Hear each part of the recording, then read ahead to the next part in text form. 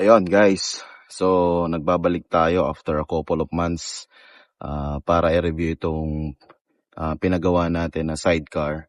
So last vlog yung motor lang na Barako, and then yun nga, since ibibiyahe natin, lalagyan natin siya ng sidecar.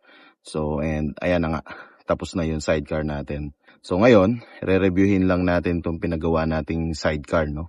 By the way, gawa lang ito dito sa Mugpog, parting Laon. So, kung gusto nyo rin magpagawa, kontakin nyo lang si Junjun Lauresta. So, along Laon highway lang yon dito sa Mugpog. Pagtanong-tanong nyo na lang kung saan yun. So, iisa lang naman siya dito gumagawa along Laon. So, ayun, reviewin lang natin tong pinagawa nating sidecar, no? So, by the way, ang price nito is 60,000 pesos. Okay. So, ayan siya. Stainless, no? Alright, ikutan na natin.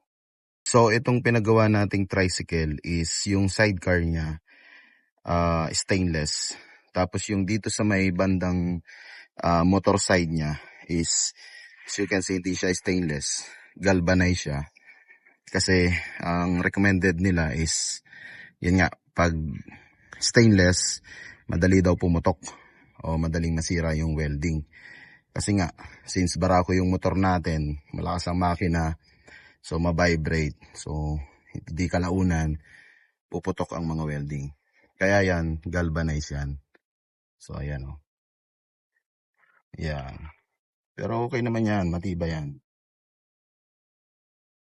Then, ito yung front facing ng sidecar na pinagawa natin. No? Lapitan natin. So, meron siya dito sa gilid na ito yung kalasag. Nagpapaganda rin sa design. Tapos ito yung bumper niya. May mga parang tambucho ba yan? Design. So, and then ito, dinagdag lang to. Kung gusto nyo wala, plain lang pwede naman. So, dinagdag lang yan. Tapos ito, nagpaganda rin to, design na to. Para hindi lang siya plain na katulad nito. Tapos, boom, ganda ng windshield niya. Pwede kang manalamin, no? Nice, pogi. So, tapos ito, hindi ko alam kung anong tawag. Pero maganda rin. Tapos, ito, yung handle niya. Yan, dalawa, stainless, hanggang baba. So, diretso design na rin niya. Okay? Then, ito naman yung side part ng sidecar na pinagawa natin. So, as you can see, yung wheel natin is alloy na. No? So, part yan ng 60,000 na binayaran natin. Pwede namang siguro 55 or 50. Pero alam ko yung 50 is half-half siya, na yung sidecar mo is galvanized tapos stainless. Pero ito, syempre, para mas poging tingnan, pinamags na rin natin. Kulay red. Ayan. So, kasama na yan sa sidecar na papagawa nyo. Tapos, ayan, may design siya dito. Ayan. Doon. Tapos, parang may mga butas-butas pa dito.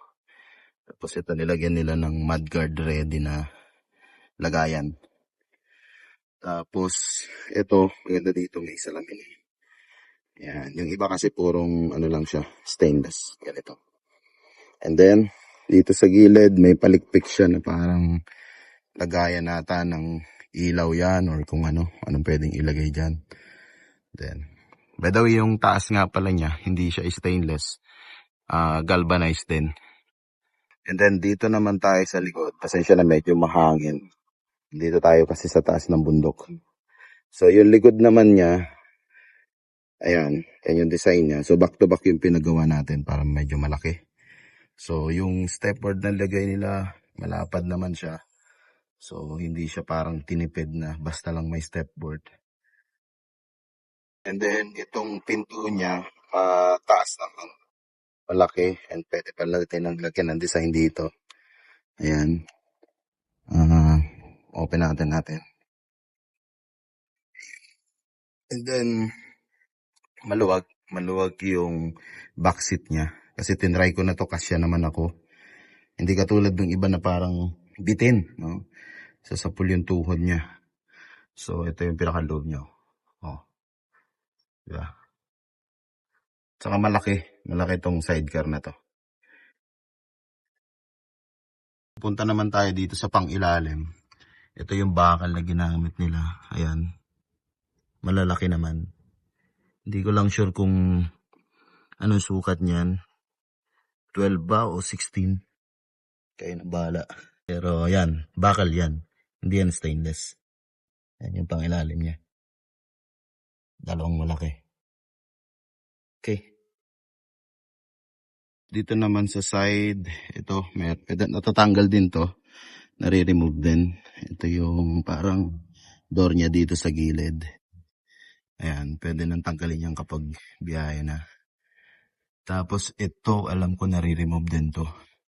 Para kung may sasakay ka medyo malaki, tanggal ang upuan pati ito. Malalagyan mo ng konti.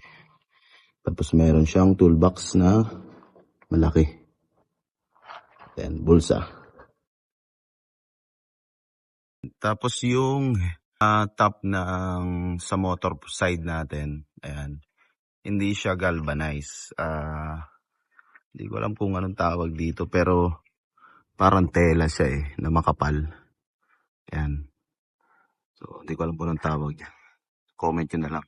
And yung mga tubo na ginamit pala dito, okay naman, malalaki naman yung size niya. Ayan o. Hindi ko lang alam kung anong sukat niya. Uno ba yan or I don't know. Pero mga kapal. Pati yung sa stainless niya. Ito. Sobrang laki. 12 ata ito 12. Yan o. Hindi siya tinipid sa stainless. Yan. Napakalaki niya no. Diba? Ayun, meron pala akong hindi lang nagustuhan sa design niya. Pero syempre, design yun itong nilagay na additional na design sa bumper. Alam nyo kung bakit? Kasi medyo mahirap siyang linisin. Ayan o. So baka magkasugat-sugat pa. Pero okay na rin naman. Pogi naman tingnan. Kaya kumbaga tiis ganda na lang. Ayan o. So yun lang. Pagtsatsagaan mo lang talaga siyang linisin. Pati yun dito. Hindi masuot ng basahan to Ito to. Ayan. Yun lang. So ayun lang ang update natin sa pinagawa nating sidecar. And siguro next update natin yung sticker. Pero sayang kung i-stickeran Ang ganda Ang ganda pa Pero syempre, requirements yon kaya kailangan natin lagyan. Okay? So, yun lang yung quick updates natin dito sa ating sidecar. And sana nagustuhan nyo. And yun nga, kung gusto nyo magpagawa, Marinduque area, or I don't know kung nag-a-accept sila sa ibang kalapit bayan, like Lucena, ganyan, Quezon. Depende na lang pag-uusap nyo. Please like, share, comment, and subscribe. And don't forget to hit yung notification button natin para updated kayo sa updated video ko. Alright, thank you. Bye-bye.